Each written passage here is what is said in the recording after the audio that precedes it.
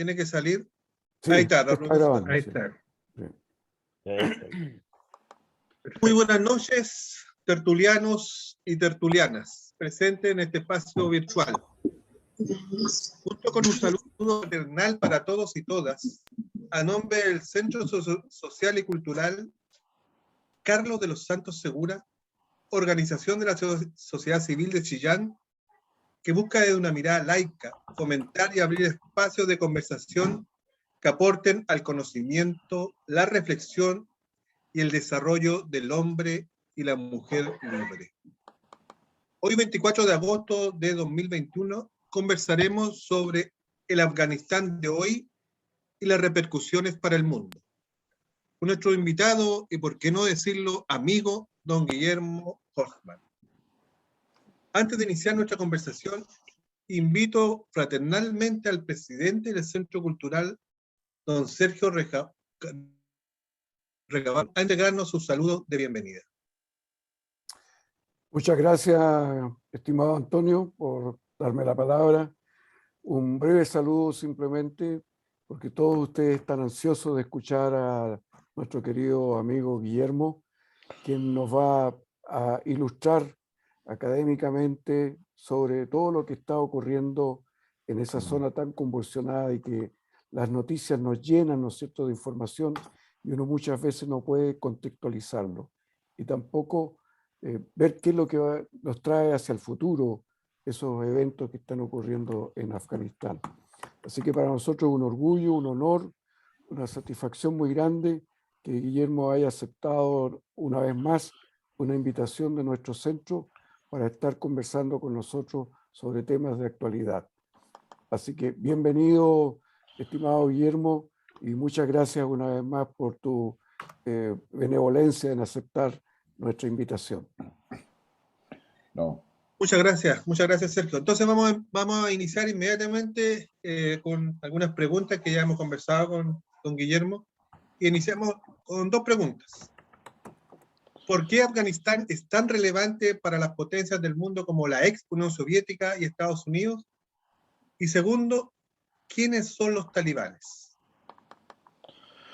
A ver, primero que nada quiero agradecer, qué sé yo, a Antonio, a todos los que han hecho esta convocatoria, digamos, y que, como a Sergio, y a cada uno de los que está hoy día presente para poder hacer este conversatorio. Y la verdad que para mí es un verdadero agrado poder compartir y tener la posibilidad de entregarles por lo menos un prisma de la relevancia que esto tiene. Pero vayamos a lo que hemos sido convocados. A ver, primero yo creo que a los que no lo hayan hecho, yo los invito a que vean en el mapa en Google, coloquen Afganistán y vean dónde está ubicado. Para poder entender el territorio que es, lo inmenso que es eso, es un país más o menos de 40 millones de habitantes, que tiene algunas características. Muchos analistas, incluso estudiosos y académicos, cuando se refieren a eso, tratando de describirlo, dicen que es un queso suizo, porque está lleno de montañas, una topografía muy irregular, y donde efectivamente está lleno de cuevas, y son montañas con muchos minerales. Ahora, este detalle importante, permíteme irlo contando de esta manera, es importante porque al haber minerales, la tecnología que puede tener potencias como Estados Unidos, en términos satelitales o en términos de drones, no sirve mucho porque los minerales generan interferencia en las ondas que podrían, digamos, tener la capacidad de ingresar efectivamente al interior de esta montaña y saber dónde pueden haber personas, por ejemplo, dónde puede haber vida, más genéricamente. Entonces, yo creo que Afganistán es un país que, estando ubicado en Asia Central, tiene límites con 13 repúblicas de la Unión Soviética, y son parte, por tanto, de la Federación Rusia hoy día, Uzbekistán, entre otros. Tiene fronteras con China, una pequeña frontera, pero que es muy relevante, ya lo vamos a ver por qué. Tiene fronteras con Irán, ya, digamos, tiene frontera con Pakistán. Entonces está ubicado en una zona que es bastante compleja. Ahora bien, Afganistán nunca ha tenido un gobierno estable, dicho sea de paso. Lo segundo, que es muy obvio, disculpen, que es muy obvio, es que Afganistán no es occidental, pero es relevante porque Estados Unidos fue allá finalmente el 2001 como respuesta al atentado a las Torres Gemelas, a poder capturar a los terroristas que estaban apoyados o incluso inspirados en los talibanes, que fue el grupo Al-Qaeda. Digamos entre paréntesis que en toda esa zona, Asia Central, Medio Oriente y África, según la información que lleva Naciones Unidas, su Oficina Especial contra el Terrorismo, indica que al menos hay más de 150 grupos terroristas en toda esa área. Cuando hablamos de 150 grupos terroristas, estamos hablando que al menos 8 o 9 son los más relevantes. Probablemente ustedes han escuchado hablar de Boko Haram, que está en Nigeria, y que sigue la misma lógica, digamos, de los talibanes. Entonces, estamos hablando de una situación que es compleja. Entre paréntesis, esto nada más como dato adicional, las estimaciones que hay respecto a aquellos grupos de base religiosa como los talibanes que tienen una visión integrista radical y que están dispuestos a usar la violencia y por lo tanto a apoyar grupos terroristas, digamos, a nivel mundial se sitúan alrededor de, la estimación que hay, de 17 millones de personas, de las cuales más del 80% está en la zona de Asia y Medio Oriente. ¿Ya? Entonces, esa es la estimación que hay así a grosso modo. Entonces yo creo que Afganistán cuando empieza a aparecer y hoy día nosotros nos impacta y nos horroriza de cierta forma lo que es la llegada nuevamente de unos talibanes que estuvieron en el poder del año 96 al 2001, luego de una guerra civil, luego de haber sido ocupado por la Unión Soviética. Y si vamos más a la historia, el siglo XIX, y no voy a ir hacia buena parte porque yo me llevaría con todo el tiempo en tratar de explicar una historia que uno tiene que aprendérsela. O sea, yo no conozco a Afganistán, te lo digo de inmediato. Tampoco hablo pastún, que sería lo ideal para poder entender mejor lo que pasa ahí. ¿Ya? Pero los imperios siempre han estado preocupados de Afganistán. El siglo XIX como enfrentó al imperio ruso, a la Rusia zarista, con el imperio británico. Posteriormente llegaron los alemanes, llegaron los franceses, en fin, que Afganistán siempre ha sido un tema de interés geopolítico en toda esa área, en toda esa región. Entonces, yo creo que eso es lo primero tener presente. Lo segundo, entender que los talibanes es una religión, es una interpretación de una religión, no es una etnia, no es una raza. ¿Ya? Eso es un detalle importante para cuando uno quiere un poco manejar las situaciones, entenderlas. Los talibanes es un grupo, el talibán significa en pastún, que son estudiantes, o son jóvenes también, como se lo suele traducir. Ellos, por lo tanto, no constituyen una raza ni una etnia. Es un grupo radical integrista que fueron preparados en Pakistán, digamos, en lo que era plena Guerra Fría, digamos, y como un reemplazo a los afganos mujahidines. Y que estos jóvenes finalmente se dedicaron a pelear contra los soviéticos, que habían invadido Afganistán, y luego ellos mismos terminan siendo apoyados por Estados Unidos, particularmente por la CIA y las operaciones que la CIA hacía en contra de la Unión Soviética en toda esa área. Y es ahí, en esos años, durante la Unión Soviética, mientras la Unión Soviética ocupaba Afganistán, los principales respaldos o quienes apoyaban a los talibanes eran Arabia Saudita y Emiratos Árabes Unidos. Los talibanes, dentro de su perspectiva islámica, ellos y musulmanas son sunitas, que es distinto a los chiitas que están en Irán. Ustedes ya ven que esto se va complicando, mientras más países empiezan a agregar es más complejo. Entonces, es importante entender que la situación de Afganistán es compleja. Para agregarle otra cosa más, la estructura social de Afganistán, como de varios otros países de esa zona, es de tipo tribal. Recordemos que toda esa zona de Asia Central y Medio Oriente fueron países que muchos de ellos, y es que no la gran mayoría, se definieron en un escritorio en Europa, donde ahí se definieron cómo se iban a llamar los países y los límites se dibujaron con una regla. Al menos con una escuadra, no sé si con el compás, pero al menos se dibujaban de esa manera. Entonces, en la práctica, lo que tenemos ahí algo que es extraño para Occidente.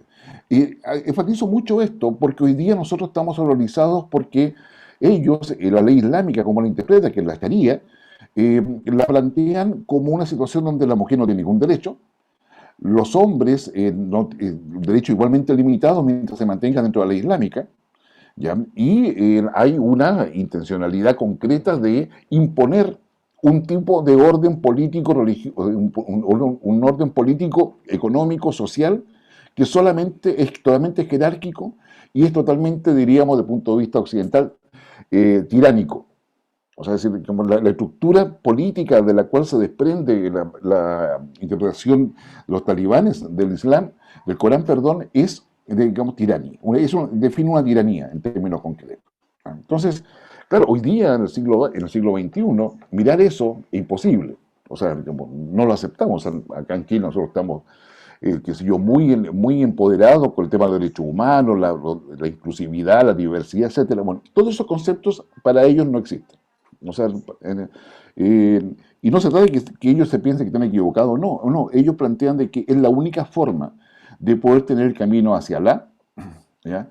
Y todos los que no piensan como ellos o no entienden que esa es la interpretación correcta del Corán, son infieles, si es que no traidores, ¿ya? Y los grupos terroristas, como Al-Qaeda, por ejemplo, ISIS, Boko Haram y varios otros más, de los que le he mencionado, consideran de que la única forma de terminar con esto es eliminar a todos los occidentales. Consideran que el capitalismo es uno de los mayores problemas que ha generado la pérdida de noción o la pérdida de orientación para poder llegar a la, y por lo tanto deben ser eliminados, y es lo que en cierta forma ellos utilizan como argumento para poder ir contra la lucha contra los occidentales. Quizá otro detalle importante es que los talibanes, dentro de su interpretación del Corán, son una minoría, por si acaso, no son una mayoría. Está el mundo, islámico, está el mundo musulmán, está el mundo árabe. En el mundo árabe hay cristianos también. En el mundo musulmán tienen varias creencias distintas. Por lo tanto, los talibanes no representan a todo el mundo musulmán ni cosa parecida, sino que representan una minoría que tiene una interpretación muy específica, del Corán. Si tú siglo XX, diríamos que este conflicto es geopolítico y probablemente lo era hasta cuando finalizó la Guerra Fría y quizás lo seguía siendo incluso cuando Estados Unidos decide junto con Europa y con la OTAN particularmente, son 56 países los que toman el acuerdo de ir a invadir Afganistán después del 2001, podríamos decir que todavía es geopolítico, porque se trata de ir a cazar un grupo terrorista que está afectando la soberanía e identidad nacional de los países occidentales, que sería más o menos la síntesis de esa argumentación. Sin embargo, ahora, en el siglo XXI, empezando la tercera década del siglo XXI, debemos decir que es un conflicto geoestratégico. Porque por Afganistán pasa el proyecto de China, que se conoce como One Belt, One Road, o la franja y la ruta, que se ha traducido así al español, porque es el cinturón y el camino, pero bueno, si usted busca la franja y la ruta, es la traducción que se ha acordado, yo diría, más general para eso. Y pasa por Afganistán, y también pasa por Irán, y también pasa una parte por Siria, y luego llega a Turquía, y ahí aparece Turquía.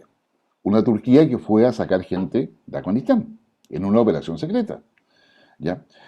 Y Turquía tiene mucho que ver y cada vez más, una Turquía que era democrática hace 5 años atrás y cuya cualidad la ha ido perdiendo con el tiempo, y que hoy día es parte de la OTAN, pero no es parte de la Unión Europea. Mantiene negocios importantes, inversiones con Rusia. Incluso Rusia le está construyendo misiles los misiles S-300 y S-400, que son de mediano y largo alcance. Colocó una fábrica Rusia en Turquía, cosa que a Estados Unidos no le viene bien, pero está ahí. Turquía tiene una relación también, compleja con Grecia, con el resto de Europa, y ahí hay una serie de temas donde Turquía es parte del comité de negociación por la paz de Siria. Muchos parece ser que no hemos olvidado de Siria, pero tenemos claramente un tema con una Siria que acaba de tener elecciones. Bashar al-Assad fue reelecto nuevamente, No olvidamos de ISIS, no olvidamos la guerra civil de Siria, los refugiados de Siria, y ahora estamos en Afganistán. ¿Ya? Entonces, un poco para un contexto general. Afganistán es un país que tiene muchos recursos minerales y probablemente una de las mayores reservas de cobre a nivel mundial. Cosa que no resulta ser menor porque ahí tiene un efecto sobre Chile en la medida en que si ellos procediesen eventualmente a extraer o a explotar las minas de cobre, el precio del cobre bajaría porque aumentaría la oferta por una simple ecuación económica, pero que lo más probable es que los talibanes no lo hagan, porque no tienen esas capacidades, sino que lo va a hacer China. Y hoy día hay antecedentes suficientes para poder pensar que China ya tiene un acuerdo con los talibanes en la zona que ellos ya controlaban para poder extraer cobre. Y para todos nos queda claro de que Afganistán está más cerca de China que Chile de China. Y por lo tanto el costo del transporte, digamos, disminuye considerablemente. Entonces yo creo que, y lo otro que tiene es importante, tiene mucho más minerales, pero otro mineral importante es lo que se conoce como tierras raras, que son aquellos minerales que de muy difícil, que son muy escasos a nivel mundial, pero cuyas cualidades permiten generar aleaciones que facilitan mucho y dan mucha más capacidad a los países para ir al espacio exterior, ¿ah? Para poder construir, qué sé yo, naves espaciales, para poder construir estaciones espaciales, satélites, etcétera. Y para los aviones, digamos, supersónicos, los aviones fantasma, esos que no pueden ver visto por el radar. Bueno, todas esas son tierras raras que están en Afganistán y que son de interés, digamos, de las potencias, particularmente de China y de Rusia. Aprovecho de adelantarles en la práctica de que la solución, sí que puedo hablar de solución en realidad, el escenario, quién va a influir definitivamente en el escenario que se vaya a producir en Afganistán es China y Rusia, más que Occidente. ¿Ya? Y eso es una novedad porque eso no estaba en la ecuación de hace una década atrás. ¿Ya? Entonces, acá tenemos, yo diría, un escenario que es bastante complejo. Eso más o menos la descripción, así a grosso modo, de lo que tenemos ahí. Ahora, ¿qué pasó acá? A ver, todo esto empieza cuando Biden era vicepresidente de Barack Obama. Y se empieza en Estados Unidos a hacer la discusión respecto al costo que tiene el despliegue de tropas en el mundo, y particularmente en Afganistán. Estados Unidos llegó a tener 100.000 tropas desplegadas en Afganistán. Al año 2017 quedaban 10.000. A este año quedaban, o sea, digamos, a 2020 quedaban 2.500, que fue la reducción más drástica que hizo Donald Trump. Pero entre medio, Trump llega a la misma conclusión, y Donald Trump tenía un discurso bastante claro. Estados Unidos no va a ir a ninguna parte si no le pagan los costos, lo que eso significa. Como eso fue en síntesis lo que dijo, se lo dijo a la OTAN: si ustedes no pagan su defensa, si quieren que la ayudemos, tienen que pagar. Porque había muchos países que no pagaban, y lo propio hizo en Afganistán. Y Donald Trump hizo una cosa notable en el año 2017. Bien digo, 2017. Él decide hacer una muestra de fuerza y de decisión política que no se había visto nunca, en enero-febrero. Mientras estaba cenando con Xi Jinping, el presidente chino. Y en el postre le dice: ¿sabe, presidente? Acabo de ordenar el lanzamiento de 50 misiles sobre Siria. De hecho, a mí me llamaban, en este minuto, y le decía: lo más lógico es que el presidente chino se pare a la mesa y se vaya. O sea, ¿cómo me estén? O sea, y no me avisó antes. Bueno, Xi Jinping ni se inmutó, siguió la cena, y la delegación, como 200 personas que iban a ver toda la negociación entre ambos países, se mantuvo y no hicieron nada. Pero pasan 2 semanas más, y Donald Trump ordena que se lance sobre Afganistán la bomba madre, o la madre de todas las bombas. Es la bomba convencional de mayor poder destructivo antes de pasar a una nuclear. Y se lanza sobre Afganistán. Este era un debate que venía en el Pentágono, en el Departamento de Defensa y en la Agencia Nacional de Seguridad de Estados Unidos hace ya un rato, porque había por lo menos que estaban pidiendo esa bomba, porque se daban cuenta de que no podían capturar a los talibanes, que a ellos les interesaba, los que estaban por la vía terrorista, no sabían dónde estaban, se escondían en las montañas y eran inubicables, y ya Estados Unidos llevaba más de 2.000 muertos, de 2.000 soldados muertos, qué sé yo, en esos despliegues, y más de 20.000 soldados heridos. Por lo tanto, el costo de vida ya pasaba a ser, digamos, intolerable en las lógicas que estaba planteando Estados Unidos de este despliegue que tenía sobre esa área. Y es ahí donde, en la práctica, digamos, Donald Trump lanza esta bomba y luego invita a los talibanes a conversar.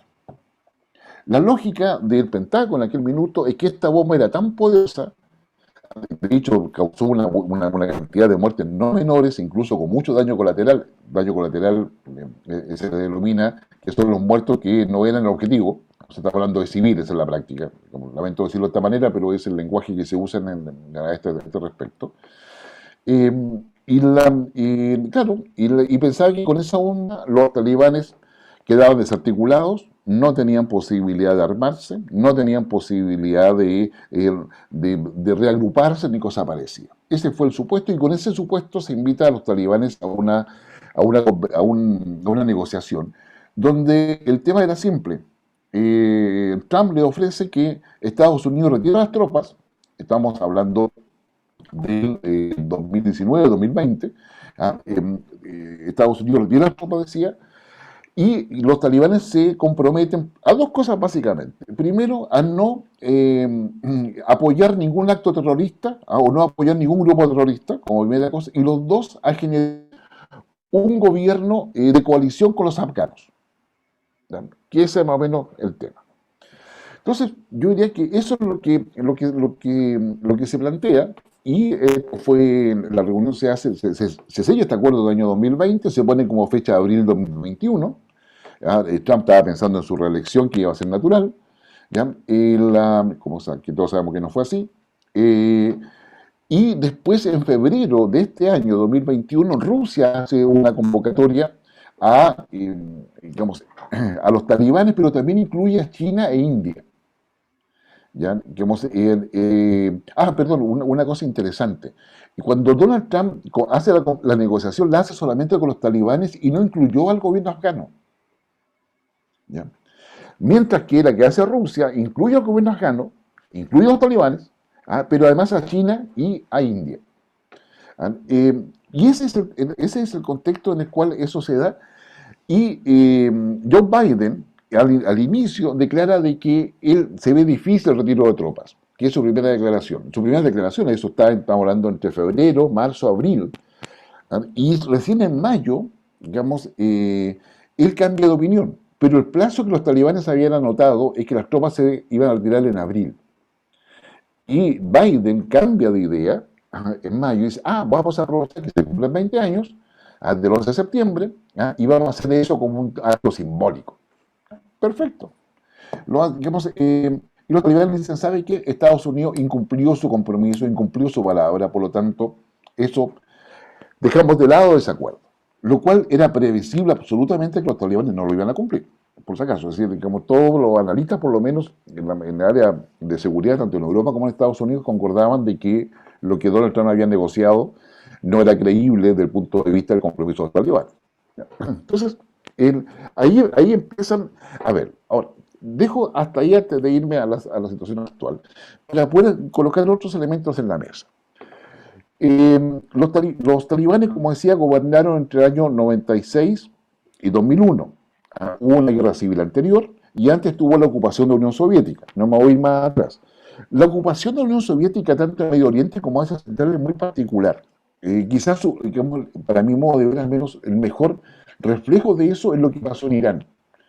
Irán, a pesar de ser chiita, a pesar de tener una estructura religiosa importante y tener una interpretación, yo diría, dura, como más, digamos, mucho más religiosa, más doctrinaria del Corán, sí logró Rusia, o sea, la Unión Soviética, generar una cultura más secular. Entonces, en Irán hacer muchas cosas, no hay esa guía tan dura como los talibanes. Y eso mismo pasó en Afganistán. En Afganistán, en la ocupación soviética, digamos, se dieron ciertas libertades. Los soviéticos aceptaban la religión, que siguió esa interpretación, pero claramente con mucho más libertad. Y ahora, durante 20 años de ocupación estadounidense, claramente también estaban esas libertades. Entonces, si bien es cierto la reconstrucción de Afganistán por parte de Estados Unidos no logra instalar una democracia, lo cual nos indica que la democracia no es portable, así como nosotros pensamos que lo mejor que nos puede pasar en la vida, pero hay otra cultura que piensa que es lo peor que les puede pasar o que no es aplicable a su esto cultural. Claramente, sí hay elementos donde la mujer sí está trabajando, sí los niños y niñas sí van a la escuela, o sea, todo lo que es la cultura o el acceso a una culturización mucho más secular, mucho más laica, si se quiere, era en parte de estos 20 años. Entonces, este también es un detalle importante. Pues bien, volvamos a la realidad, y aquí cierro un poco para ver otra pregunta. Disculpe si me trato de sintetizar lo mejor posible para tener una panorámica completa. Y de ahí, bueno, llegamos ahora a agosto, y los informes de inteligencia, como ustedes habrán leído seguramente, señalaban de que era posible de que si se retiraban las tropas, los talibanes intentasen en 6 o 8 meses tal vez llegar al poder. Pues bien, la mayor sorpresa fue que lo hicieron en 4 semanas, y si me apura mucho, fue en 2 semanas que lograron copar el territorio afgano y sitiar Kabul, que es su capital. ¿Ya? Digamos, Afganistán tiene 3 o 4 ciudades importantes, no más que esa, y cada una con no más de 3 millones de habitantes. Entonces, entonces los afganos, los afganos, el ejército afgano, el gobierno afgano, quedó sobrepasado de una. Un ejército, como Fuerzas Armadas en general, que si yo, que sumamos a la policía, llegaron a 350.000, 380.000 hombres, que se entrenados, con armamento, con capacidad, etcétera. Finalmente fueron capaces de poder tener la voluntad de lucha para poder enfrentar a los talibanes, salvo en algunos lugares muy aislados. Y los talibanes aparecieron, y oh sorpresa, aparecieron no solamente con capacidad de despliegue, sino que aparecieron con armamento, aparecieron con logística, aparecieron con financiamiento, y aparecieron más talibanes de lo que había antes. O sea, es decir, digamos, los talibanes no es que eran los grupos que habían quedado colgando y que hicieron alguna arremetida, no. Por lo tanto, la primera conclusión que sacamos es que toda la operación talibán para poder tomar el control de Afganistán fue planificada. ¿Ya? Lo segundo, que para que tener logística, o sea, esto yo le conté, digamos, que Afganistán es como un queso suizo, por lo tanto se requieren vehículos especiales, no te sirve, no sé, qué sé yo, un Mini Cooper, o sea, tiene que ser un vehículo 4x4, tiene que tener ciertas características, y eso es un poco más caro. Ahora bien, los talibanes, digamos, el año pasado, el año 2020, según la información que hay desde Europa, bueno, yo saqué el dato, ellos lograron tener una rentabilidad de 1.600 millones de dólares en su comercialización de opio y heroína. ¿Ya? Entonces, más allá de que uno pueda sospechar de que hay otros actores que le pasan dinero, o que los financian, tienen financiamiento propio. O sea, que esa es una primera cosa que no resulta ser menor. Entonces, ellos coparon en 2 semanas todo un país. Todo un país, o sea, significaba planificación. Ahora, la otra cosa relevante es que hoy día, al contrario de lo que pasaba en el 96, 2001, donde había un solo líder, hoy día hay al menos 4 o 6 líderes. Entonces, la segunda deducción, llamada analítica, es que los talibanes, si bien es cierto, están de acuerdo en el objetivo, están divididos en el cómo, están fragmentados. O sea, lo que los une es tomar el control, pero están fragmentados internamente al respecto a qué hacer. Y por eso nos encontramos que hay zonas donde las mujeres pueden transitar, hay otras en que no pueden hacerlo, y entonces genera obviamente todo un escenario de temor y miedo que es evidente. Lo otro que es relevante es que ellos sabían qué cosa tomar y quiénes eran los que había que apresar, y eso saben todavía, lo están buscando. Es decir, que vamos a apresar a todos los que estaban en los servicios de seguridad del gobierno afgano, acceder a toda la información que ellos tenían, porque tomaron los primeros edificios que tomaron, el edificio que tenía el órgano de seguridad del gobierno, donde estaba lleno de archivos. Y ahí empezaron a sacar los nombres de todas las personas. Eso motiva a su vez de la cantidad de afganos que apoyaban a los estadounidenses y a los occidentales, porque también hay gente de Europa ahí, o sea, militares europeos de la OTAN, a todos los que apoyaban a ellos, finalmente se fueron al aeropuerto de Kabul porque nadie podía creer lo que estaba pasando, ¿ya? Tratando de irse, particularmente los afganos, ya, que apoyaban, ya sea como intérpretes, etc. Acá queda, y este otro elemento analítico, una cosa que yo creo que va a explotar en Estados Unidos pronto. Yo no la he visto, por lo menos, a lo mejor ustedes se han revisado de cómo se pueden haber visto, que es el tema de que durante estos 20 años, estamos hablando de recién en adelante, ¿ya? Estados Unidos empezó a cambiar la forma en que hacía sus despliegues militares. Y ahí aparecieron, qué sé yo, muchos contratistas privados. Es la época en que contrataban fuerzas de seguridad privadas para Irak, si se acuerdan ustedes, con Saddam Hussein, y después eso lo expandieron a todo el mundo.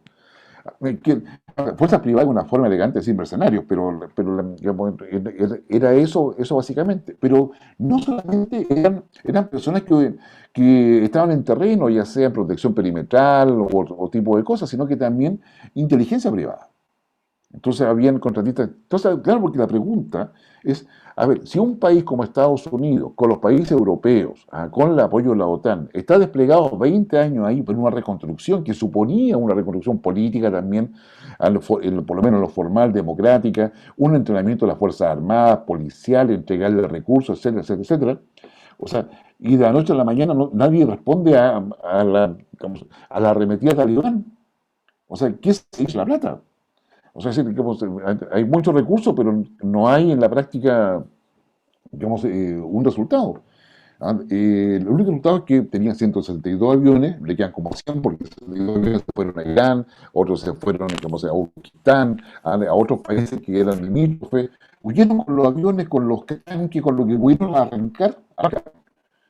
¿Ya? Entonces el tema es, en esta figura, la situación interna de Afganistán y Kabul particularmente, que solamente tenía 2.500 soldados, no alcanza. Entonces uno se sorprende cuando estamos hablando de más de 10.000 personas que hay que evacuar. Y Estados Unidos es lo más tranquilo. No, vamos a abrir una oficina para visas especiales, eso demora como 3 meses, como 4 meses, etc. Hoy día están colapsados. Ya, conclusión de esta cosa. Ya. O sea, aparte, o sea, sin lugar a dudas, desde el punto de vista de una primera mirada, es un fracaso de la política exterior estadounidense. O sea, eso, yo creo que no hay duda sobre eso. Digamos, pero también yo diría que Estados Unidos no tiene interés en evacuar a esa gente.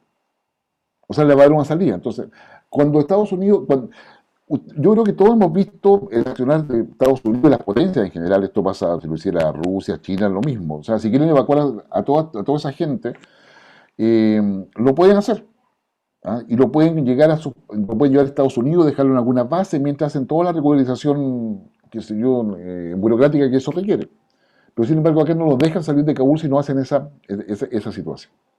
Entonces aquí están pasando varias cosas. Primero, que Estados Unidos no se quiere hacer cargo de todos los refugiados que tendría de Afganistán, de los afganos que le cooperaron por 20 años. Segundo, que cuando Estados Unidos hace eso, ya le pide ayuda a sus aliados. ¿Ya? Por si acaso, Chile es aliado de Estados Unidos. Entonces, tal cual lo dijo Duque, que lo acabó de decir públicamente, que va a recibir a cientos de afganos, ya, digamos, Chile dijo que estaba dispuesto a recibir 20 familias, yo creo que eso va a cambiar en el futuro próximo, ya, digamos, entonces, América Latina va a tener una migración obligada de afganos. Chile ya lo hizo con sirios, por si acaso, que se instalaron en la región de Valparaíso, en Olmué, en toda esa parte y en otras comunas. Entonces, Estados Unidos en realidad quedó sorprendido con lo que había pasado. ¿Ya? Más allá del fracaso, la mala planificación, la mala información de inteligencia, etc. Todo eso le va a pasar la cuenta a Biden, a pesar de que no fue decisión de Biden, porque fue una decisión de Trump. Si lo extraño es que Biden siguió con la decisión de Trump. ¿Ya? Pero eso es importante considerarlo porque si un demócrata sigue una decisión de un republicano, ya no está diciendo otra cosa. Es decir, acá hay otros intereses en juego para Estados Unidos. Y mi análisis de esta parte, de esta situación en particular, es que Biden tomó la decisión a sabiendas de que el futuro no se va a definir en Afganistán. El futuro se va a definir en cómo se resuelva la pugna con China. En consecuencia, Afganistán hoy día deja de ser un objetivo geopolítico y pasa a ser más bien un tema geoestratégico, donde hay que dejar que pase ahí lo que suceda, convertirlo en zona gris, ¿ya? Presionar para que no pasen cosas malas, o sea, para que no muera más gente, para que no se asesine más gente, ¿ah? Pero no se la va a jugar ahí. ¿Cuál sería la única manera en que se podría jugar ahí? Es que los talibanes decidan hacer ataques terroristas en Occidente. ¿Ya? Y ahí yo diría, digamos, de ahí es que se decida, ¿mandamos gente o tiramos la bomba nuclear? Esa va a ser la discusión. O sea, mandamos tropas, es decir, sabiendo que ningún imperio ha sobrevivido ahí. O sea, y quedó demostrado ahora, la bomba madre en Afganistán y los talibanes llegaron con más gente, con más recursos, etc. Entonces, yo creo que acá Estados Unidos está enviando un mensaje que no es menor. Estados Unidos ha definido una política exterior donde el mensaje principal, y disculpe que lo diga en forma tan coloquial, a los países que esperaban que Estados Unidos lo hubiera a apoyar de alguna manera, rásquense con sus propias uñas. Porque el escenario mundial del siglo XXI está en el espacio, ¿ya? Está, digamos, en el mar, pero no está en la Tierra. ¿Ya? Digamos, en el espacio, porque el control de todo lo que es el espacio y el ciberespacio, además, o sea, el espacio exterior, el ciberespacio, además, donde están todos los datos de todos nosotros, el espacio exterior, lo que significa el dominio de esas capacidades para poder ir a buscar más minerales, agua o escapar de la Tierra si esta colapsa. Eso está en el futuro inmediato. Y en el mar, porque está toda la alimentación dura y donde descansa todo el comercio mundial. O un porcentaje muy relevante del comercio mundial al menos. Pero no está en Afganistán. Entonces, uno debe entender que más allá de la demora y lo mal planificado y la manera tan torpe que se ha hecho la salida de tropas de Afganistán, hay acá también otro mensaje adicional que yo lo separo. O sea, decir, oye, critiquemos el fracaso de Estados Unidos, perfecto, critiquémoslo. Pero también nos está diciendo otra cosa. O sea, ¿sabe qué? O sea, digamos, con eso nos está diciendo, no pienso ir, ni se me va a ocurrir pasar por la mente a Estados Unidos, ir a invadir Cuba, menos Venezuela, no me voy a ir a meter a ningún país porque no son importantes en lo que viene en la confrontación mundial que hoy día realmente es la que importa. Entonces yo creo que Estados Unidos está muy dispuesto a que China negocie con los talibanes, China le preste plata, le explote las minas de cobre y todos los otros minerales, ¿ya? Y Rusia igualmente hay acuerdo también con los talibanes, por donde yo entiendo la información que me ha llegado, para que los talibanes no se metan con Rusia ni con los países limítrofes, con el Cáucaso en realidad, donde todos estos grupos, digamos, musulmanes más radicales e integristas han hecho atentados en años anteriores. China va a tener mayor control porque justamente los que limitan con Afganistán son todo de base musulmana también. Entonces, yo creo que acá va a haber dos interpretaciones. Una interpretación respecto a cómo Estados Unidos se equivoca. O sea, de hecho, Estados Unidos, en todas las ayudas que ha hecho internacionalmente, todo ha fracasado. O sea, no voy a nombrar Vietnam, porque eso ya está demasiado lejos en el tiempo, pero hablemos de Irak, qué sé yo, hablemos de todas esas últimas que ha hecho. Claro, cuando una potencia, bueno, y fue también el inicio de la caída del Imperio Romano, o sea, cuando empiezan a expandirse, ya en forma incontrolada, finalmente termina colapsando. Entonces yo creo que acá hay un tema que es relevante. Y lo otro, tomar nota de lo que viene. No sé, Antonio, te dejo hasta ahí un poco esta primera pregunta, tratando de escribir adecuadamente y hacerlo más o menos de forma entretenida, un poco todo lo que significa Afganistán hoy día desde el punto de vista geoestratégico. Muchas gracias, Guillermo. Está abierta las consultas. Quiero, sí, antes de darle la mano a don Sergio Hernández, saludar al prorector de la Universidad del Biobío, que ha estado con nosotros durante toda el conversatorio, don Fernando Toledo Montiel, gran amigo y partícipe también de la agrupación de una Gracias, Antonio. Siempre un Hola, gusto. Fernando. No. A nuestro gran amigo Sergio Hernández Álvarez Gebauer. Hernández no es Sergio Hernández. Hernández. Oye, Los oye, lentes, Antonio, voy a cambiar lentes. Antonio, tu rector también hizo un comentario ahí en el chat que es importante porque refleja también mucho lo que ha estado exponiendo Guillermo, que significa que Estados Unidos los abandone, digamos. Bueno. No, A ver, dice, sí. ahí dice, junto con preguntarse qué debemos esperar de los talibanes en su segunda llegada al poder, observamos cómo las decisiones individuales de abandonar Afganistán han colapsado. Se observa además que la OTAN también está abandonando Afganistán, pues Estados Unidos lo ha decidido.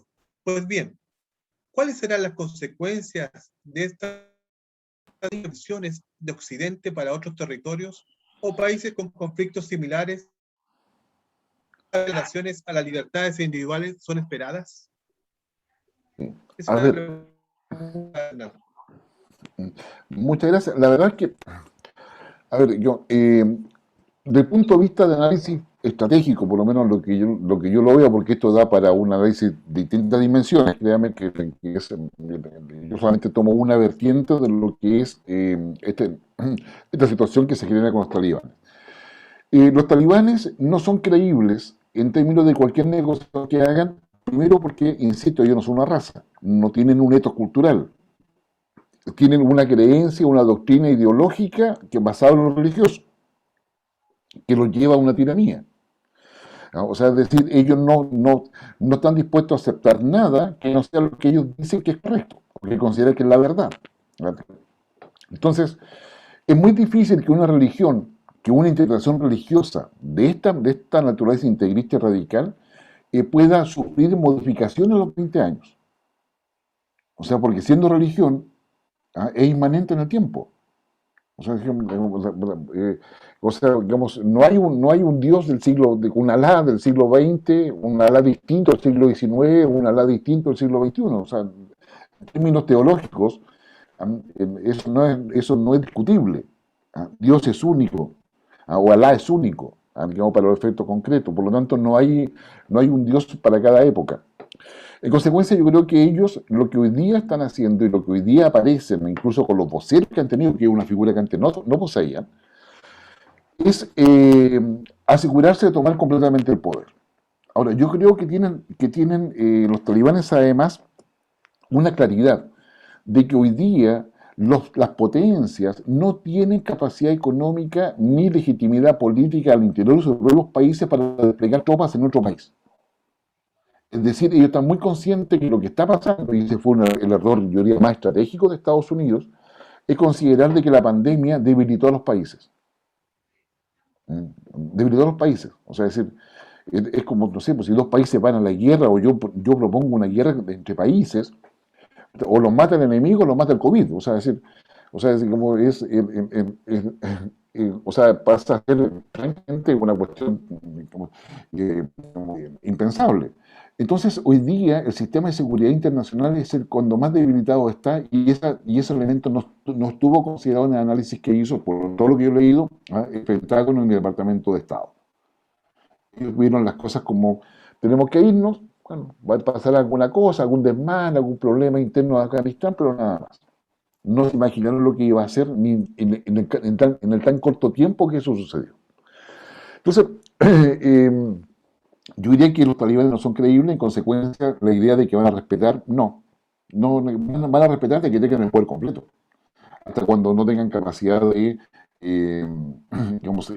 resistencia. Hoy día se estima que hay alrededor de 2.500 o 3.000 afganos que se fueron a las montañas de las Fuerzas Armadas, incluso fuerzas de élite afganas, que son las que tuvieron mayor formación y entrenamiento por parte de Estados Unidos.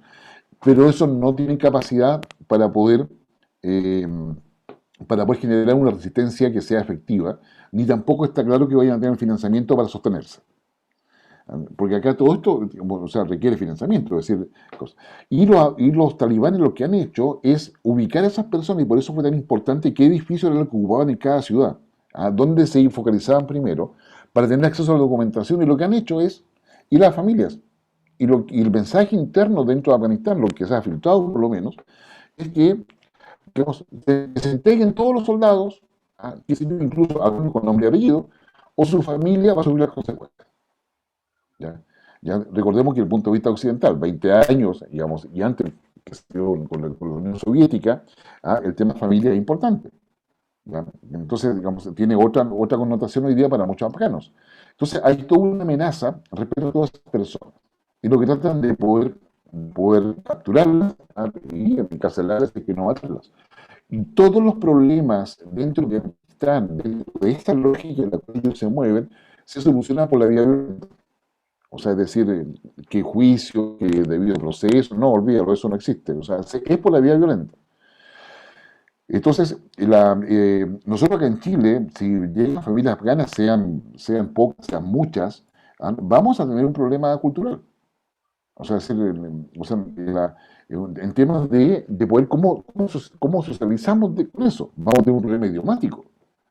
O sea, es decir, el árabe, en cualquier de sus expresiones, se parece bastante, tiene mucha fonética parecida con el español, pero el pastún no. Entonces, entonces yo creo que van a haber ahí varios temas que es importante, pero yo diría que los talibanes no son creíbles, ellos van a imponer un régimen, digamos, religioso. El tema es que hoy día se está apostando a nivel internacional que en las negociaciones ellos se queden ahí en ese territorio, no intenten auspiciar ningún acto terrorista. Hoy día los servicios de inteligencia de las potencias, y yo diría de todos los países, me atrevería a decir, que tienen mayor probabilidad o riesgo de ataque terrorista, están chequeando de que estos yihadistas, que no sé yo, que siguen a los talibanes, no intenten hacer algún tipo de manifestación y acto en algunos países de apoyo a los talibanes. Porque la pregunta que surge es, ¿cuánta gente en el mundo apoya a los talibanes? ¿Cuánta gente en el mundo, por aplaudir la derrota de Estados Unidos, piensa que hay que apoyar a los talibanes? ¿Ya? ¿Cuántas personas estarían en esa disposición? Hoy día las agencias de inteligencia están haciendo esa evaluación. Donde en los países europeos, digamos, créanme que es así, en Estados Unidos también, que es una de las razones por las cuales Estados Unidos no se lleva a todos los afganos para allá, se va a llevar sus tropas, pero no a los afganos. Los afganos van a tener que definir si se van a Europa, y ya hay países de Europa que han dicho que no van a recibir a nadie, porque se dan cuenta de lo que significa. Entonces, ¿cuál es el otro continente donde van a llegar? Adivinen, América Latina. América Latina. Y créanme, creo no equivocarme en lo que estoy diciendo, es decir, va a haber presión de Estados Unidos. Entonces los presidentes de acá, o los presidentes de acá, me llamo Biden, y hablé con Joe, y vamos a recibir, qué sé yo, a 1000 afganos, pero me llamo Biden, eso es lo más importante. Hablé con Biden 1 hora por teléfono. Entonces, pero vamos a recibir afganos. Porque el problema es ese, es decir, ya los talibanes hicieron algo que nadie pensaba que hicieran. Entonces, desde el punto de vista de análisis, ¿cómo hicieron para poder tener ese nivel de organización, planificación y despliegue con la logística que significa, y tomar un país entero en 2 semanas? ¿Ya? ¿Cuándo se reunieron que no supimos? O sea, ¿cómo hicieron la gestión? O sea, lo más probable es que fue todo correo humano, o gran parte fue correo humano.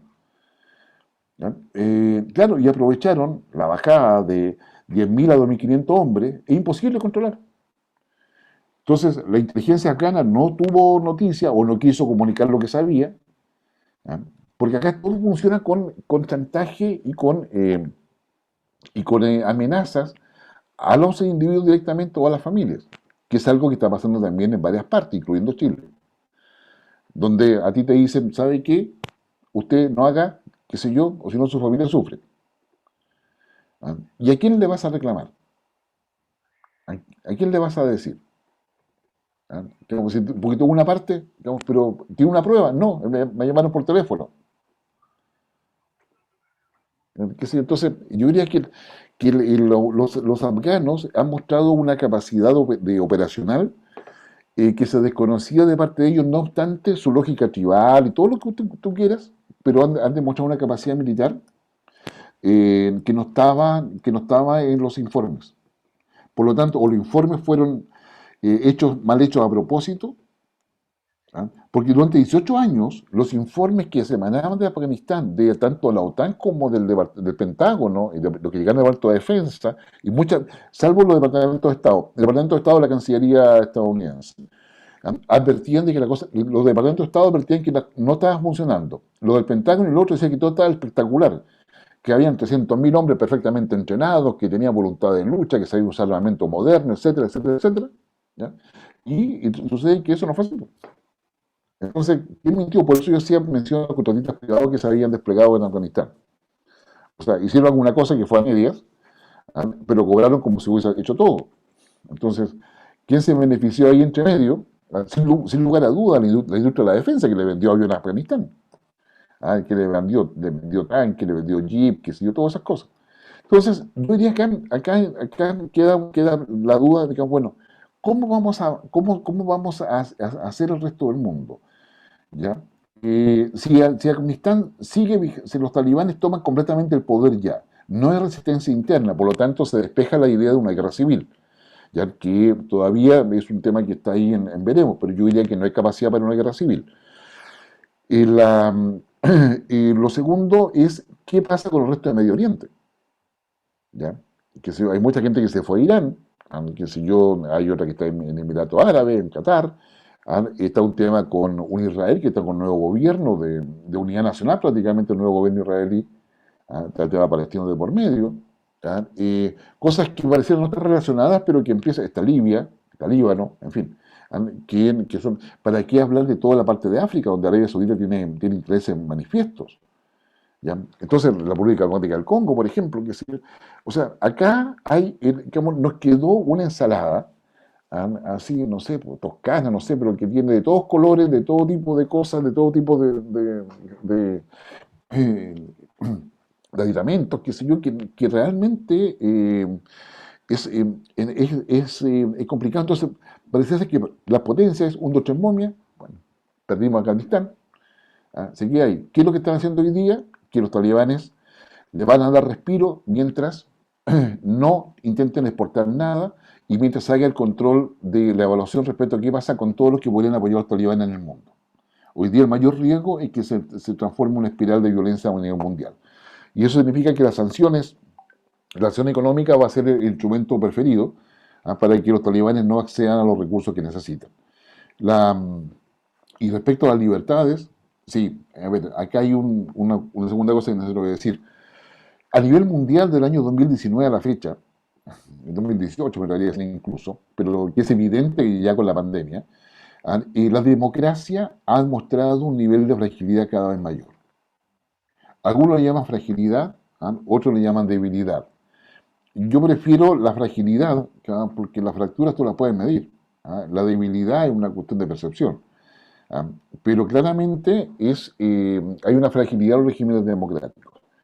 Entonces, si nosotros estamos espantados por la manera en que se coartan las libertades en Afganistán en virtud de esta interpretación radical del Corán, también preocupémonos de lo que pasa en la democracia.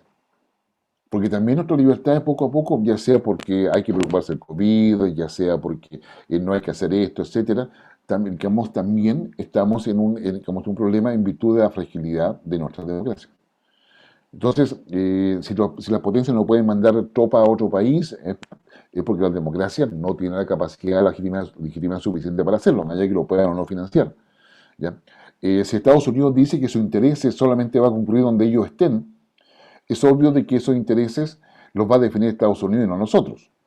O sea, de hecho, yo diría, el mensaje de Estados Unidos, para colocarlo en concreto, es, mire, usted haga lo que quiera, trájese con sus propias uñas, como yo les decía, pero si usted quiere fabricar, no sé, chips para teléfonos, ¿ya? Con tecnologías chinas, fabríquelos, no, ningún problema. Pero no se olvide que el chip de teléfono chino necesita una nanopartícula estadounidense que tiene que comprar a Estados Unidos. Y sucede que si usted fabrica esos chips, yo no se los vendo. ¿Ya? Por lo tanto, nos quedamos con el 99% del chip nosotros, digamos, fabricado, manufacturado, qué sé yo, y no lo podemos vender porque nos falta, digamos, el 1% que es la nanopartícula estadounidense. Que esa es la pelea real que hay entre China y Estados Unidos. que son digamos, el acceso a aquellos materiales que todavía Estados Unidos solamente ellos fabrican, o Europa. Y eso hoy día no se lo están vendiendo a China. Y por eso hoy día los valores de muchas cosas como electrónicas empiezan a subir porque no hay stock. Porque las fábricas no tienen capacidad digamos, cumplir con, con las metas de producción que tenían establecidas porque no tienen insumos. ¿Ya? Porque eso lo fabrica Taiwán, lo fabrica Japón y ellos no se lo están vendiendo a China. Estados Unidos tampoco. Entonces, por eso yo les digo, o sea, Estados Unidos, la decisión de Biden tiene que ver con el enfrentamiento con China, digamos, que está en un plano geoestratégico, y no con el plano geopolítico tradicional con el cual se veía la importancia de Afganistán, que evidentemente la tiene, pero tienen la capacidad de poder controlarlo. ¿Es cierto eso o no? Estados Unidos tomó una decisión.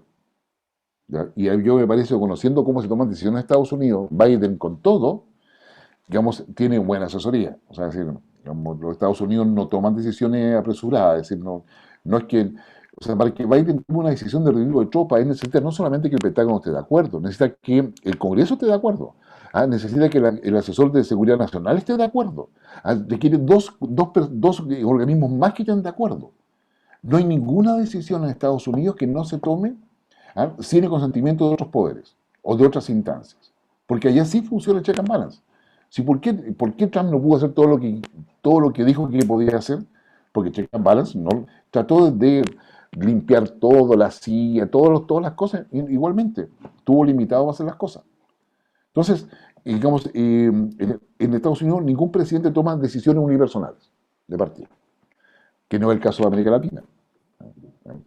Digamos, donde el presidente piensa que tiene, ¿no es cierto?, o sea, ni siquiera dice yo soy mi copiloto, o sea, digamos, o sea, simplemente yo no voy copiloto porque soy Dios, o sea, más o menos esa es la lógica, pero Estados Unidos tiene eso, por lo tanto, uno debe pensar que Estados Unidos, con todo y más allá de los errores, no improvisó esta decisión. Está mandando un mensaje concreto, y ese mensaje es para Chile y para Rusia. Afganistán es el medio. Sergio Álvarez quería la palabra. Guillermo, buenas noches. Buenas noches. De acuerdo al análisis que hiciste del contexto geopolítico y militar de Afganistán, ¿qué importancia tiene los rebeldes del Valle de Pajir en todo este contexto? ¿Tienen alguna importancia? Sí, tiene una importancia, digamos, esos rebeldes. Y esos rebeldes van de una importancia en términos que van a tener que definir su modo vivendi frente al avance talibán. Los talibanes están dispuestos a hacer muchas cosas, pero estos rebeldes, para poder mantenerse allí, van a tener que tratar de negociar, pero yo veo difícil su mantención ahí. Yo creo que van a tener que desaparecer de ahí. Van a tener que irse efectivamente a otra parte. Y particularmente por la fragmentación los talibán. Es decir, cuando tú tienes un grupo que tiene un objetivo común pero está fragmentado, tienes que darle espacio de poder a cada grupo para poder mantener la unidad, ¿no? Y yo entendería de que dado donde están desplazados o desplazados, bien digo, los rebeldes, en definitiva van a terminar yéndose a otra parte. ¿A dónde? Yo creo que esta es la gran pregunta. Guillermo, hay algunas personas que han mencionado que, al igual como tú planteas que Estados Unidos cada uno se rasca con sus propias uñas, de que siendo un sistema que aparentemente la mayoría lo acepta porque además tiene una base religiosa detrás, los conceptos nuestros occidentales respecto de lo que es democracia, respecto de los derechos humanos, simplemente no van a funcionar y por lo tanto la tarea estaría perdida allí, porque eso no tiene relación con lo que es nuestro sistema occidental de ver la política, de ver la religión, la democracia, etc. ¿Qué opinas tú respecto de ese como dualidad de que hay que aceptar lo que allí ocurre porque esa es su manera de ser? Ellos son así y ese país es de esa forma y por lo tanto nosotros no debemos meternos en eso. A ver, yo diría, aquí hay varias cosas a ver, que vale la pena destacar. Primero, entender que Occidente tiene una interpretación de la historia que solamente compete, yo diría, que menos de un tercio de la población mundial, pero que intenta hacer creer que interpreta a todo el mundo. ¿Ya? O sea, yo creo que ahí hay un primer tema. Lo segundo, que los organismos internacionales que existen se consolidan después de la Segunda Guerra Mundial, de las principales guerras mundiales que involucraron a los países occidentales. Tercero, de que hay muchos países que, o sea, a ver, puede que la UNE me falle, pero no más del 40% de los países a nivel mundial, de total 193, son democráticos. Entonces, uno tiende a pensar que todo el mundo funciona bajo los estándares que uno tiene, o que Occidente tiene. ¿Ya? O sea, de hecho, nosotros acá en Chile estamos con el mismo dilema, o sea, es decir, frente a las propuestas de los pueblos originarios, digamos, tienes igualmente un mundo paralelo que pensábamos que no existía, ¿ya? O que estaba subsumido en nuestra cultura. Digamos, ese es otro análisis, pero un poco tratar de hacer el punto con eso. El tema de derechos humanos, libertades, democracia, etcétera, no aplica a otras culturas, o mejor dicho, a otras civilizaciones. Esto, como para aquellos que les guste la lectura, lo dijo el año 93, en un primer artículo, 96, en un libro, Samuel Huntington, con el choque de las civilizaciones, The Clash of the Civilization. Ahí Huntington predice, en el fondo, conforme... Ahora, Samuel Huntington fue asesor de la Agencia Nacional de Seguridad por muchos años, fue asesor del Comité de Relaciones Internacionales del Congreso del Senado estadounidense por muchos años. Por lo tanto, él tenía acceso permanente a mucha información de la agencia de inteligencia, y en virtud de eso escribe The Clash of the Civilization, o sea, el choque de las civilizaciones. Le dice que lo que viene es, digamos, el conflicto va a ser civilizacionales, en términos de cultura, en términos de cosas. Y él después salta a la fama, como el 2001, porque es el único que dice que el primer conflicto civilizacional va a ser con Oriente, y va a ser con el mundo musulmán y con la interpretación religiosa musulmana, más integral.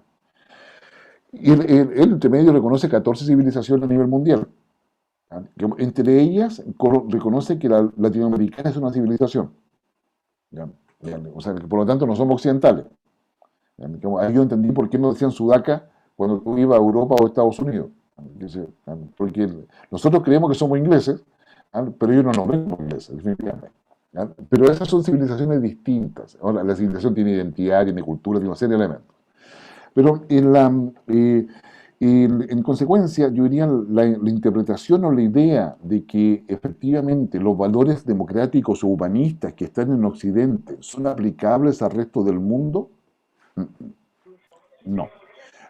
Entonces, Estados Unidos lo ha pagado muy caro. Bueno, Europa, el Imperio Romano, en fin, una serie de cosas lo ha tenido que vivir, o sea, en la historia. Es decir, tratar de imponer un régimen al resto es francamente casi imposible. ¿Ya? Entonces yo creo que hay un tema ahí que en definitiva nos afecta bastante, porque tenemos que entender las otras culturas, y nosotros pensamos que las otras culturas son las que tienen que entendernos a nosotros, porque nosotros somos superiores. Ahí hay un tema respecto a cómo nosotros nos miramos en el nivel mundial. Y yo lamento que el tema, si tú miras, por ejemplo, es decir, a nivel de los análisis que hoy día se están escribiendo por distintos autores, digamos, y donde yo comparto, la democracia ha ido avanzando en un proceso de autoritarismo. O sea, cada vez más, digamos, tú llegas a la conclusión de que los congresos no funcionan, los congresos lo único que hacen es retrasar muchas cosas, lo mejor es visión autoritaria, porque las decisiones se demoran tanto en tomarse, que a lo mejor con el Congreso se toman las mejores decisiones, pero se demoran como 10 años. Y en 10 años ya la decisión perdió importancia. Entonces, yo diría tanto el caso de Turquía, que tiene incidencia religiosa bastante. Su presidente Erdogan modificó la constitución y ahora prácticamente va camino a ser presidente vitalicio. Vladimir Putin modificó la constitución y va en la misma. Es decir, tenemos Putin hasta el año, no sé, 2036, si la memoria no me falla. ¿Ya? O sea, va a morir como presidente, como lo más probable. ¿Ya? Ahora, de China para qué hablar, o sea, ellos no tienen elecciones, así que digamos, ya Xi Jinping es presidente vitalicio. Y tú andas mirando las distintas democracias, lo que intentan, o es la regresión permanente, mira lo que está haciendo hoy día Ortega en Nicaragua, mira lo que acaba de hacer Bukele en El Salvador, ¿ya? O intentan una reelección permanente, en la idea de que eso es lo mejor, ¿ya? Y la única manera de mantener el poder. Entonces hay una fragilidad de la democracia. Eh, hoy día está toda la visión puesta en Alemania. Angela Merkel se va en septiembre como canciller. Hay un sucesor eventualmente, pero tiene que ganarse digamos, el respaldo de las urnas. Y así sucesivamente. Entonces, yo diría que hoy día los valores democráticos occidentales están, están en cuestión. Están en cuestión donde, ¿qué prefieres más? ¿La seguridad o la libertad? ¿Ya? ¿Cómo resuelves eso? Y es acá donde nos damos cuenta de varias cosas. Uno, que nuestra formación, nuestra educación, digamos, ha estado orientada a objetivos equivocados, porque no tenemos la capacidad de reflexionar y darnos cuenta, y entonces reaccionamos y nos volvemos, pero especialistas en diagnósticos. Digamos, no, si yo sabía que esto iba a pasar o esto no era igual, no, especialistas en diagnósticos, y discutimos sobre los diagnósticos, y no discutimos, no somos capaces de generar pensamiento nuevo y para soluciones nuevas. La formación de los seres humanos requiere que tengamos una capacidad de pensamiento crítico para generar, es decir, para generar respuestas. Si yo te digo que los afganos hoy día han hecho cosas que antes eran impensadas, y todos los informes decían que no iba a ser posible, era lisa y llanamente porque todos los análisis se basaban en marcos de referencia teórico-conceptuales del siglo XX. Y no vieron la evolución del pueblo afgano, ni la evolución de estos grupos talibanes dentro de su esquema cultural. Entonces, el pueblo afgano fue diezmado. O sea, digamos, los Estados Unidos construyó una ficción afgana. Cuando ellos no son capaces de poder defender su territorio, defender a los talibanes, teniendo más hombres, más armamento, más allá de la deserción, o sea, tenía mayores capacidades de todas formas. Claramente, digamos, esto fue diezmado. Y fue diezmado por razón religiosa. O sea, para que los talibanes surjan con esa potencia, con esas capacidades, hubo un trabajo que nunca vieron. Entonces sucede que la democracia, con esto termino en realidad, la democracia tiene para Occidente una serie de virtudes, sin lugar a dudas, pero también tiene las bases de su propia autodestrucción. Entonces, ese es un tema. Ahora, necesitamos formar gente que tenga una capacidad de mayor conciencia de las cosas. Acá no se trata de que todos estemos de acuerdo. La sociedad nunca ha sido unánime, preguntan los filósofos antiguos. No, nunca ha sido unánime y se pretende que lo sea, sino que tengamos un espacio de convergencia único. Tenemos que pensar en lo que viene, tenemos que ser capaces de pensar en lo que viene. ¿Ya? Porque si no, nos vamos a encontrar reaccionando permanentemente. Vamos a hacer cosas hoy día que pensamos que son súper relevantes y sucede que no lo son.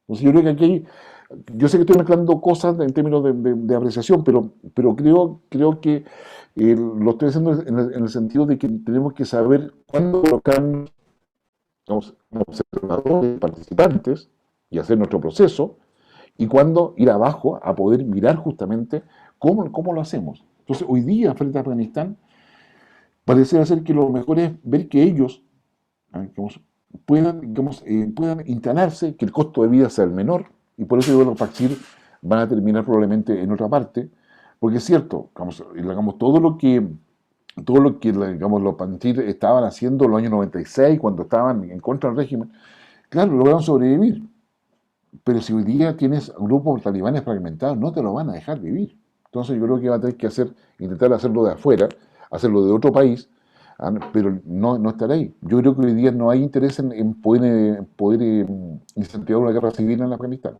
Y mira lo que te digo, así incentivaron la guerra civil. O sea, los grandes procesos políticos de cambio a nivel mundial históricamente son provocados por las potencias. ¿Ya? Que encuentren a alguien que es ese instrumento para poder hacerlo. O sea, a alguien, a un grupo me refiero, ya sea institucional o no institucional. Pero hoy día la urgencia es la evacuación, la urgencia de poder sacar la mayor cantidad de gente posible de Afganistán, poder cautelar a quienes pueden ser perseguidos por el régimen talibán, imponer sanciones para negociar con los talibanes mientras ellos se instalan, y poder hacer la evacuación, que es la razón por la cual se está pidiendo que se demore un poco el proceso de evacuación. Son más de 10.000 personas, algunos dicen que son 18.000. Si un avión grande tiene capacidad para 400 personas, adivinen cuántos aviones se requieren para sacar 18.000. Es una operación aérea. Ahora, ¿dónde lo llevas? ¿Dónde llevas? ¿Dónde llevas a esa persona? Entonces, bueno, ahí está América Latina, como le he dicho, pero yo creo que Afganistán se va a transformar en no sé, va a ver, tenemos Ucrania, antes que sé yo, en términos que tenemos Siria, tenemos República Democrática del Congo y varios países africanos que están en la misma, y que después de haber aparecido en la prensa por 3 semanas, 4 semanas, 5 6 semanas, quedan sometidos al olvido. Biden además tiene el incentivo que está empezando su administración. En consecuencia, si después sale una vacuna que cura a todos los estadounidenses el COVID, esto se va a olvidar. ¿Ya? Entonces está empezando, no está al final, no le va a costar la reelección, además difícilmente él por edad va a poder ir a una reelección. Entonces yo creo que ahí hay un tema. Espero haberte respondido, Sergio, disculpa que me haya No, expandido mucho, al pero... contrario, lo agradezco. Don Nelson Marinco, y con él terminaríamos. Ávila me solicitó la palabra. Don Gracias, Nelson. ilustre. Muchas gracias. Guillermo, buenas noches. Buenas noches. Escucharle. Una pregunta muy, muy directa. En este conflicto geoestratégico que usted lo ha delineado muy bien, muy claramente, hay también connotaciones humanitarias tremendas. En esa línea, en esas circunstancias, la Organización de las Naciones Unidas puede jugar en esto o solamente juega roles cuando se trata de países más débiles, países del tercer mundo? No, a ver, son dos cosas que son importantes. El sistema internacional funciona en virtud de la voluntariedad de los países para poder obedecer las instrucciones o resoluciones de los organismos internacionales. Es decir, los organismos internacionales no tienen capacidad de imponer ningún tipo de decisión. Yo creo que eso en términos generales. Salvo el organismo económico que dice, usted no paga, no te doy plata, pero eso es una transacción en el fondo que no es materia de una resolución política. Naciones Unidas tiene un Consejo de Seguridad que está compuesto por 15 miembros, 5 de los cuales son llamados miembros permanentes, los otros 10 se renuevan cada 2 años y son 2 por hemisferio, 2 por continente, perdón. Y los 5 que tienen derecho a veto, es decir, nada se puede hacer si esos 5 no están de acuerdo. Esos 5, hay 4 que son los países que estaban en la coalición que triunfó en la Segunda Guerra Mundial, que es el Reino Unido, que es Francia, Estados Unidos y Rusia. La Unión Soviética primero, Rusia hoy día. Y en los años 70 se incorporó por una votación que se propone en la Asamblea General de Naciones Unidas la incorporación de China. Entonces tenemos a esos 5 que definen lo que se puede o no se puede hacer. La posibilidad de intervención de Naciones Unidas en un país tiene que definirse a través del capítulo 6, que son operaciones de paz. El capítulo 6 son el mantenimiento de la paz, y el capítulo 7 es la imposición de la paz. Para que eso pueda funcionar, se requiere que el país, o sea, en este caso Afganistán, las autoridades le pidan al Consejo de Seguridad que intervenga, y ahí mandan los cascos azules. Están las operaciones, digamos, que se llaman 6,5, que están en el capítulo 6 y capítulo 7, que no están definidas, pero que lo puede definir el Consejo de Seguridad. Sobre esa situación se fue la operación de paz que se desplegaron en Haití, a la MINUSTAH, donde participaron los países de América Latina, fueron para allá. Ahora, los países de América Latina participaron en eso porque dado de que el Producto Interno per cápita de los países ha ido subiendo, hay un mayor compromiso, digamos, te aumentan las cuotas de pertenecer a los sistemas internacionales. Pero si tú participas en operaciones, te disminuye el valor de la cuota anual. ¿Ya? Y por eso los países participan. Digamos, hay más, pero esa es la lógica. Por lo tanto, como no, digamos, no habiendo, conociendo que es improbable de que Afganistán pida ayuda al Consejo de Seguridad o que haya una voluntad, una unanimidad entre las 5 potencias para poder intervenir en Afganistán de alguna forma, y aún no pidiéndolo, definitivamente la posibilidad de un humanitario, digamos, de esa perspectiva no va a suceder. ¿Quiénes pueden actuar ahí?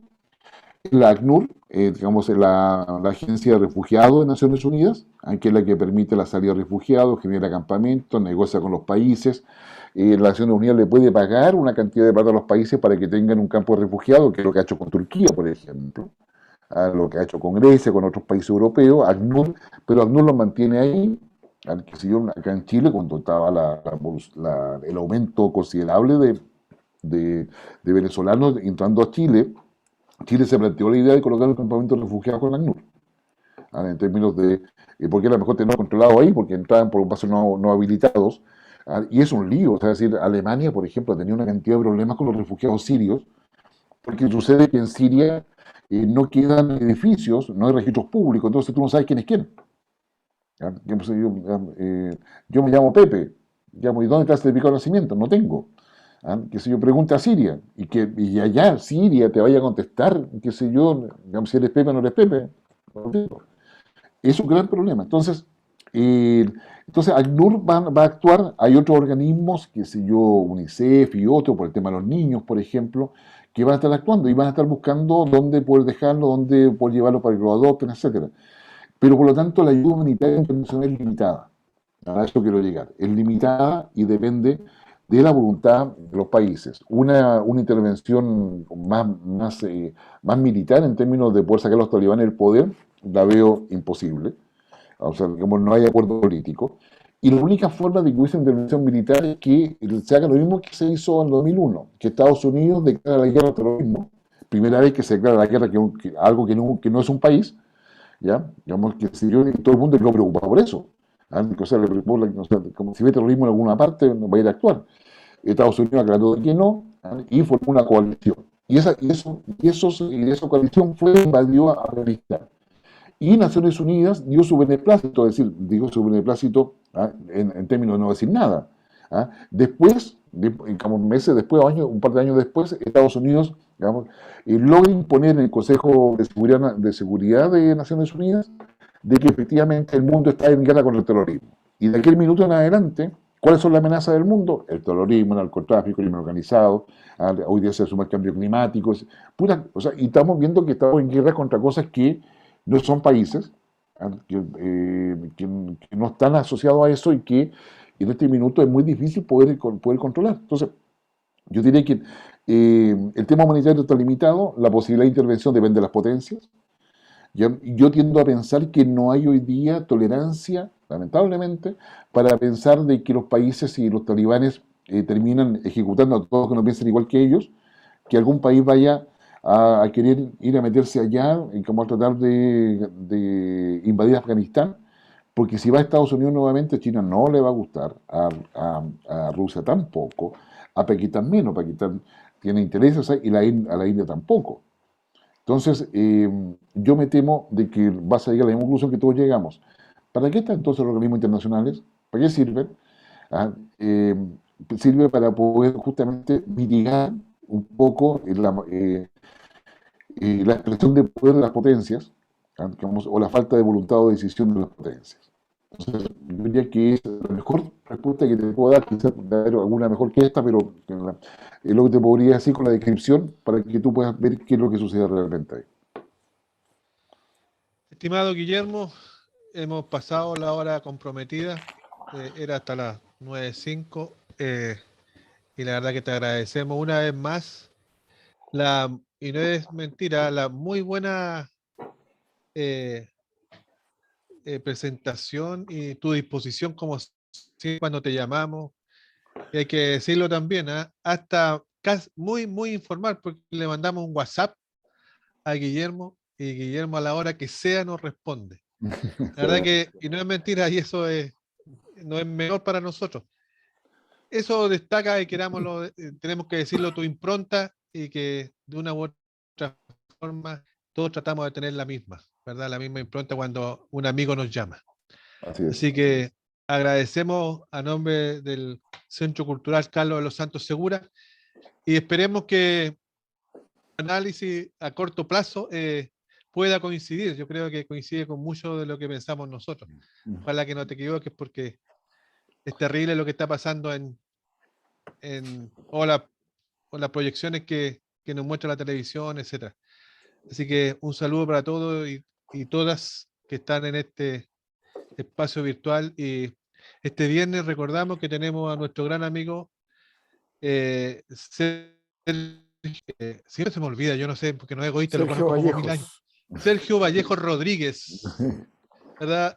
Así que pido mil disculpas, siempre se me olvida el nombre de don Sergio, para mostrarnos su trabajo y sus decenas de años en el mundo de las artes y la pintura en particular. Así que, Guillermo, un triple abrazo de amistad, y muchas gracias a todos los que estuvieron aprendiendo contigo, y que no es menor. Muchas gracias, No, Guillermo. no, gracias a ustedes, que estén muy bien. Un gran abrazo y para cuando quieran, con el mayor gusto y agrado conversamos. Muchas gracias, Guillermo. Muchas Gracias. gracias.